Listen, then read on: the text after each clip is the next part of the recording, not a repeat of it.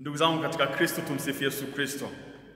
Karibuni katika tafakari ya Dominika ya 5 ya Pasaka ya mwaka C wa kanisa. Wazo letu la leo, sura ya upendo ni sura ya msalaba. Sura ya upendo ni sura ya msalaba. Masomo yetu, somo la kwanza linatoka kitabu cha Matendo ya Mitume, ile sura ya 14 aya ya 21b mpaka ile aya ya 27. Somo la pili linatoka kitabu cha Ufunuo, ile sura ya 21 aya ya kwanza mpaka ya 5a. Na injili ni injili ya Yohane, ile sura ya 13 aya 31 hadi 33a na ile 34 hadi 35. Naomba nianze tafakari yetu kwa mfano mmoja ili uweze kuelewa. Baba mmoja na mama mmoja waliamua kwenda katika kituo kimoja cha watoto yatima ili kuadopti mtoto. Wakachagua mtoto mmoja mzuri waliyempenda sana. Ila mtoto kabla ya kuondoka alikuwa na jambo la kuuliza hao wazazi ambao wanamchukua kuwa sehemu ya familia yao. Aliwauliza, "Je, nyinyi wazazi mtanipa nini? Nyinyi wazazi mtanipa nini?" Wazazi wale waliomchukua walianza kueleza, "Tutakununulia viatu, tutakupeleka shule, tutakununulia nguo nzuri, tutakupeleka swimming pool, tutakupeleka bichi, tutakufanya uwe na furaha." Lakini yule mtoto alisema, "Licha ya haya yote, kuna kingine ambacho mtanipa?" Wale wazazi walishtuka, huyu mtoto anataka kitu gani? Wazazi wakatazamana, wakakosa majibu. Yule mtoto akauliza, "Je, mtanipenda? Je, mtanipenda?" Wale wazazi wakamkumbatia mtoto, wakambusu, wakamwambia, "Tutakupenda mwanetu. Wewe ni sawa sawa sehemu ya damu yetu." Yule mtoto akalia kwa uchungu mkubwa, kwa furaha kubwa, akawakumbatia, akawaambia, "Hata mimi ninawapenda." Nini funzo la huu mfano? Unaweza kumpa mtu kila kitu, unaweza kufanya kila kitu, ila ukimnyima upendo ni mateso makubwa sana. Hata kama utafanya kila kitu, upendo lazima uwe wa kwanza. Jifunze sana kuwa mtu wa kutoa mapendo. Ndio maana wazo la leo, sura ya upendo ni sura ya msalaba. Ninaanza tafakari hii kwa kuangalia masomo ili uweze kuelewa vizuri hii dhana inatokea wapi katika masomo na kwa nini tunaifanya katika Dominika hii ya 5 ya Pasaka. Somo la kwanza kama nilivyosema linatoka kitabu cha Matendo ya Mitume, ile sura ya 14 aya 21b mpaka ile aya ya 27. Somo hili ni hitimisho la safari ya kwanza ya kimisionari ya Paulo akifuatana na msaidizi wake aliyekuwa anaitwa Barnaba. Tumesikia miji waliotembelea na namna gani walihubiri habari njema katika ile miji na kufanya wafuasi wengi. Walihubiri kwa hali na moyo mkubwa sana wa upendo wa Injili, lakini kikubwa zaidi ni kwa upendo huyu wa Yesu Kristo waliokuwa wanamfuata. Walikuwa tayari kuacha starehe binafsi na kujisadaka kwa ajili ya kutangaza na kushuhudia Injili. Mwisho walitoa maisha yao kwa ajili ya Kristo, walitoa sadaka. Sura ya upendo ni sura ya msalaba. Na huu ndio moyo ambao tunatakiwa kuwa nao mimi na wewe leo. Kujitoa wenyewe kwa shughuli za kanisa kwa upendo mkubwa bila kujibakiza. Ndio maana Paulo anasema vizuri, imewapasa kuingia katika ufalme wa Mungu kwa njia ya dhiki nyingi. Lazima kujitoa sadaka sana. Lazima ndugu zangu katika Kristo tutimize wajibu wetu, tujitoe katika mambo ya dini ili watu waone kweli sisi ni wa Kristo. Tuwe na upendo wa Ukristo wetu na tujivunie Ukristo wetu. Tunasoma katika kituo cha 5 cha njia ya msalaba, ambapo Simoni wa Kirene anamsaidia Yesu msalaba. Naomba ninukuu, tunasema, na usifu ukarimu wa Simoni wa Kirene. Bwana, nijalie ukarimu kama huo, nitie ushujaa kama huo, niitikie nami wito wa kusaidia na kuchukua msalaba, nitoe zaka na michango yote ya uenezaji wa dini, nijitolee mimi mwenyewe katika kazi ya maendeleo ya dini. Uwajalie vijana wengi wito wa upadri, waweze kuchukua msalaba pamoja nawe kwa ajili ya wokovu wa dunia. Uwaimarishe viongozi wa dini, usawishe moyoni mwa waamini wote mwamko wa utume ambao umeonyeshwa na Paulo na Barnaba. Ndugu zangu, tunatakiwa kweli kumshuhudia Kristo kwa matendo na maneno yetu na kujitoa sadaka bila kujibakiza. Watu wakituangalia watambue, waseme huyu ni Mkristo. Huyu kweli anaeneza dini kwa maneno na matendo yake. Na si jambo dogo, linahitaji moyo wa kisadaka, kama walivyofanya hawa mitume tuliowasikia Paulo na Barnaba. Ndugu zangu, somo la pili linatoka katika kitabu cha Ufunuo, ile sura ya 21 aya ya 1 mpaka ya 5a. Hiki sasa, au moyo wa sadaka, ndio huu ambao unaelezwa katika hili somo la pili. Mtume Yohane akiwa katika utumwa au katika kifungo huko Patmos, anawapa moyo wa Kristo ambao kutokana na ushuhuda wa imani yao wanapitia magumu hadi kumwaga damu yao. Wanapitia kile alichokisema Paulo, wanapitia dhiki kuu. Ni Wakristo ambao wanapoangalia hali ilivyo hawaoni mwisho mzuri, maana nguvu inayopambana nao inaonekana kushinda na kuwavunja imani na matumaini yao. Wanalia na kuomboleza hawa Wakristo.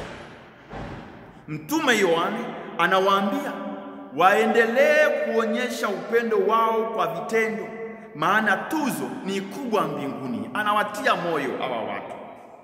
Anawaambia, ukisoma vizuri, ipo siku machozi yao yatafutwa, hawatalia tena, hawatakufa tena, hawataomboleza tena, wala hawatapata maumivu tena.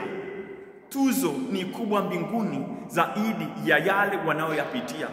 Anataka moyo wa upendo wa Kristo usife ndani yao, lakini sura ya upendo ni sura ya msalaba. Ndugu zangu, tuombe neema kweli kwa Wakristo wa kweli wenye kushuhudia imani hata kumwaga damu mpaka chozi la mwisho, mpaka tone la mwisho. Tuombe hii sana neema, ili watoto wetu, ili ndugu zetu, ili jamaa zetu waseme kweli na waone kweli kwamba huyu alishuhudia imani yake. Siku tutakapoletwa kanisani, mwisho wetu wakisoma wasifu au wakieleza, ieleweke kabisa na bila mashaka kwamba huyu aliye hapa aliishi Ukristo wake kweli kweli. Katika taabu na raha, katika shida, alisimama kama Mkristo, na tunaamini atapata tuzo hilo mbinguni bila mashaka. Sura ya upendo ni sura ya msalaba. Somo la tatu linatoka Injili ya Yohana, ile sura ya 13 aya 31 hadi 33a na ile 34 mpaka 35. Ndugu zangu, Ukristo wetu usiishie mdomoni tu, bali uonekane moyoni katika kuwapenda ndugu zetu. Kuna sadaka kubwa katika kuonyesha upendo. Ndio hicho ambacho Kristo anasisitiza katika karamu ya mwisho, ikiwa ni Alhamisi Kuu, katika somo ambalo tumelisikia.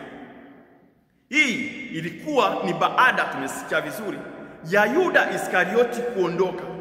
Kristo anaambia wanafunzi wake wakati wake wa kutukuzwa umefika, ambapo kwa kutoa uhai wake mimi na wewe tutaonja upendo wa hali ya juu. Anaeleza hicho kitu, anasisitiza mimi na wewe tuwe na upendo huo huo, na anatoa amri mpya ya upendo, mpendane. Sasa naomba niwaambie, kama akisema nawapa amri mpya nawapa, au nawapa amri mpya, inaonyesha kulikuwa kuna amri ya zamani. Je, hiyo amri ya zamani ilikuwa inasemaje? Na ilikuwa ina tofauti gani na hii amri mpya ambayo Yesu Kristo anaiweka leo au tunaisikia leo? Nitawaeleza. Amri ya kwanza au ya zamani ni ile ambayo Mungu alitoa kwa kinywa cha Musa akisema, nanukuu, Shema Israeli waeda et Yahweh Eloheka bekali lababeka ubekali napseka ubekali meodeka. Maana yake ni nini? Umpende Bwana Mungu wako kwa moyo wako wote na kwa roho yako yote na kwa nguvu zako zote. Kitabu cha Kumbukumbu la Torati ile sura ya 6 aya ya 4 mpaka ya 5. Lakini ina sehemu nyingine ambayo utaikuta katika kitabu cha Mambo ya Walawi ile sura ya 19 aya ya 18, ambayo inasema mpende jirani yako kama nafsi yako. Sasa upya wa amri ya Kristo unatoka wapi? Unatoka katika mambo makuu mawili. Moja ni jirani, neno jirani. Yesu anaondoa neno jirani na kusema mpendane. Hapo ndipo kuna upya. Kwa Wayahudi neno jirani lilileta daima tafsiri ya mtu aliye na mahusiano naye, undugu wa damu, ukoo, urafiki au taifa. Mtu wa nje akujumuishwa katika swala hili la upendo. Hivyo Yesu anatualika kuishi upendo usio na mipaka. Ndio upya huo sasa wa amri anayoiweka Kristo tuliosikia katika somo la Injili. Jambo la pili, upya wa pili unapatikana wapi? Unapatikana katika kipimo. Amri ya zamani ilikuwa inasema mpende jirani yako kama nafsi yako. Amri mpya Kristo anaondoa hilo na kipimo sasa kinakuwa ni yeye mwenyewe, kama mimi nilivyowapenda ninyi. Kwa sababu gani? Kwa sababu watu wengine hawajipendi, wanaweza wakajiua, wakajitesa, wakajifanyia madhama ya kila aina. Je, wakufanyie nawe vile vile? Kristo anabadilisha hilo na anasema kipimo sasa ni yeye mwenyewe. Tuangalie msalaba vizuri. Sura ya upendo ni sura ya msalaba. Ukiangalia masomo haya matatu yote, unaona kabisa picha ya mateso waliopitia mitume wakati wanafanya utume wao, walioishi wakati wa Injili. Unaona katika ile somo la pili wa Kristo alivyoteseka na Yohana alivyowapa moyo. Lakini ukija katika Injili yenyewe, Kristo anaonyesha kwamba atatukuzwa, lakini kwa njia ya msalaba. Sura ya upendo ni sura ya msalaba. Tukiwa na wazo hilo kubwa ndani mwake, hebu tuangalie hii sura sasa nzima ya upendo ambayo inaakisi hii sura ya msalaba. Nitawaeleza ufanano uliopo katika upendo na ufanano ambao unauona katika msalaba. Namba moja, msalaba una sura chanya, upendo una sura chanya. Msalaba una sura chanya, upendo una sura chanya. Msalaba unaangalia mazuri ya mtu, upendo unaangalia mazuri ya mtu pia. Ukiangalia msalaba unaona jinsi gani Mungu alivyoupenda ulimwengu. Hii ni sura chanya. Utasoma katika Injili ya Yohane ile sura ya 3 aya 16. Kwa maana jinsi hii Mungu aliupenda ulimwengu hata akamtoa mwanae ili kila mwaminie asipotee. Upendo unaangalia wema wa mtu, msalaba unaangalia wema wa mtu. Unayependa huwezi kumwongelea mabaya, akisema unaumia, ukiona anaonewa tayari uko tayari kumtetea. Msalabani Kristo alisema Baba uwasamehe, alitetea sisi katika madhaifu yetu, katika madhambi yetu. Baba mmoja siku moja alimwambia mke wake, hata ningalikuwa leo ningewekewa wanawake wote duniani nikaambiwa nichague, licha ufupi wako ningekuchagua wewe. Mama naye akamwangalia akasema, wangekuwa wanaume wote katika dunia hii, licha ya kitambi chako ningekuchagua wewe. Baba akamwambia, mama, urefu ni kazi ya Mungu, ufupi ni kazi ya Mungu, kitambi ni juhudi binafsi. Wakakumbatiana wakacheka. Namba 2, msalaba ni kitambulisho, upendo ni kitambulisho. Makanisa yana misalaba ni kitambulisho. Ukiona unasema pale anasali Mkristo. Makaburi yana misalaba ni kitambulisho. Ukiona unasema pale amezikwa Mkristo. Jumuiya zetu zina misalaba ni kitambulisho. Watu wakiona wanasema pale kuna Wakristo wanasali. Nyumba zetu zina misalaba ni kitambulisho. Wageni wakiingia wanasema nyumba hii ni ya Mkristo. Tunavaa rozari, tunavaa pete, misalaba, hii yote ni kitambulisho. Watu wakiona wanasema huyu ni Mkristo. Msalaba ni kitambulisho. Tumesikia leo, mkipendana watu watajua ninyi ni wanafunzi wangu. Upendo ni kitambulisho. Kwa hiyo tukiwa watu wa kupendana, watu watajua kwamba sisi ni wanafunzi wa Kristo. Naomba niwaambie, ukivaa pete yako ya ndoa vizuri, ukaibusu vizuri, asubuhi kabla ya kuondoka nyumbani, mkatakiana baraka ya siku nzima, ni kitambulisho kwamba mnapendana. Mkitambulisha mimi ni Mr. fulani, Mrs. fulani, bila aibu mbele za watu, ni kitambulisho, watu wanatambua kwamba mnapendana. Mkitembea pamoja na kusalimiana, kujuliana hali, kuzikana na kusaidiana bila hila, ni kitambulisho, jamii inajua ninyi ni wa Kristo na mnaishi fadhila hii za Ukristo, za upendo. Kwa sababu msalaba ni kitambulisho na upendo ni kitambulisho. Mkipendana watu watajua ninyi ni wanafunzi wangu. Mkipendana watu wataona, mkipendana watu watasema kwamba huyu ni mke wake, huyu ni mume wake, huyu ni mtoto wake, familia ile, kwa sababu tu ya upendo. Omba sana neema ya kutambulikana, si kwa kingine kile, si kwa chochote kile, bali kwa upendo unaoonyesha kwa yule ambaye Mungu amemweka katika safari yako ya maisha. Jambo la 3 na la mwisho, msalaba una sura ya mzigo, upendo una sura ya mzigo. Yesu anasema, anayetaka kunifuata sharti ajikane mwenyewe, ajitwike msalaba wake anifuate. Injili ya Mathayo ile sura ya 16 aya 24 mpaka 25, au Injili ya Luka ile sura ya 9 aya 23. Msalaba una sura ya mzigo.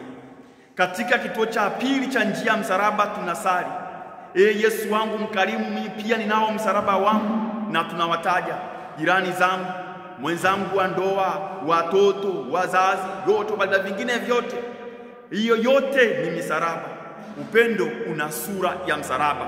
Ndio maana tunaona kabisa, tunataja majirani, tunataja wenzi wa ndoa, tunataja watoto, tunawapenda, lakini upendo una sura ya msalaba. Kwa sababu gani? Jirani, kuna vijirani visirani, wambea, wagomvi, omba, wasioridhika, wasiotosheka, wenye maneno, ni misalaba. Mke au mume mkorofi, mlevi, mluka viunzi, mwenye chuki, asiyeridhika, mbinafsi, ni msalaba. Watoto wagonjwa, viburi, wasiosikia, wasio na moyo wa shukrani, tia maji shuleni, mtaani tabia zao ni mbaya, ni misalaba. Lakini watoto wetu, ndio maana tunasema, tunasali, unipe ukarimu wako Yesu, niyapokee bila kunung'unika na kuyabeba vema. Ila Yesu anasema tusisahau hiki, mzigo wangu ni mwepesi. Injili ya Mathayo sura ya 11 aya 30b. Msalaba ni mzigo unabebeka, upendo ni mzigo unabebeka. Msalaba ni mzigo, ukibeba vema utakubeba. Upendo ni mzigo, ukibeba vema utakubeba. Majirani ni mizigo, ukiwabeba watakubeba.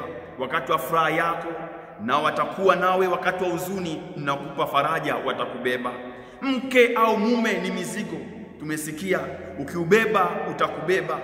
Wakati wa ugonjwa wako, wakati wa uzee wako, watakuwa faraja. Wakati wa huzuni zako, watakubeba. Watoto ni mizigo, ukiwabeba watakubeba. Pigana juu chini, uwape afya, uwape elimu, malezi bora na roho ya kumcha Mungu. Wakati wa uzee wako, wakati wa ugonjwa wako, amini usiamini, watoto wako watakubeba. Mama mmoja siku moja alimuuliza mume wake, wanipenda? Wanipenda? Baba alitabasamu akasema, mke wangu, wewe unajua nakupenda. Baba akamwambia mke wangu, nawe wanipenda? Mke akasema, lazizi nakupenda. Baba akasema, uko tayari kufa kwa ajili yangu? Mama akasema, toa wenda wazimu, nife ubaki na dada wa kazi. Upendo una sura ya msalaba. Upendo ni mtihani. Tuombe sana neema Mungu atuwezeshe kufaulu mtihani huo, kubeba vizuri mtihani huo, kwa maana sura ya upendo ni sura ya msalaba. Mungu awabariki sasa na hata milele. Amina. Tumsifu Yesu Kristo. Niwatakie Dominika njema hii ya 5 ya Pasaka. Barikiwe sana.